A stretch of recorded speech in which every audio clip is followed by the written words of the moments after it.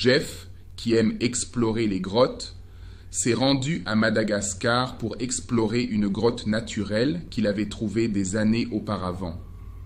Arrivé dans le pays, il a loué une voiture et engagé un guide touristique pour l'emmener à l'endroit où il était certain que se trouvait cette grotte.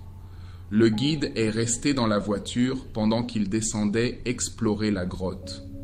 Il l'a assuré qu'elle ne durerait pas longtemps. Le puits de 50 mètres de profondeur et d'1 mètre de large est assez étroit, les 20 premiers mètres étant en biais et les 30 derniers mètres en pente droite et verticale. On peut se lever et se promener au fond de cette grotte. Pourtant, il n'y a pas d'autre tunnel à explorer au fond. Donc, on descend, on touche le fond et on remonte. La seule chose que l'on pouvait voir à l'intérieur du puits était la lumière qui entrait, et comme l'ouverture était très étroite, le corps de Jeff bloquait une grande partie de la lumière du soleil qui entrait.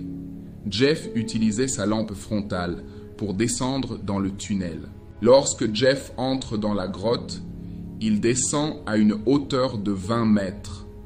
Alors qu'il s'apprête à descendre les 30 derniers mètres, il observe quelque chose du coin de l'œil.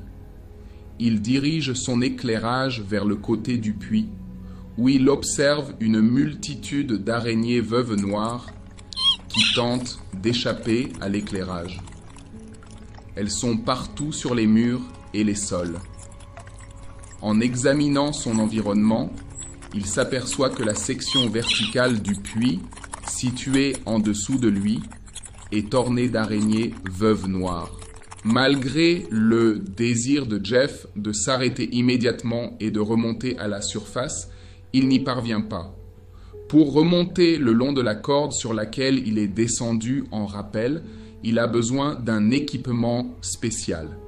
L'équipement technique est rangé en toute sécurité dans son sac à dos et le récupérer présenterait un grave risque de blessure. Il devait donc descendre les 30 derniers mètres jusqu'au fond, enlever son sac, récupérer l'équipement et remonter.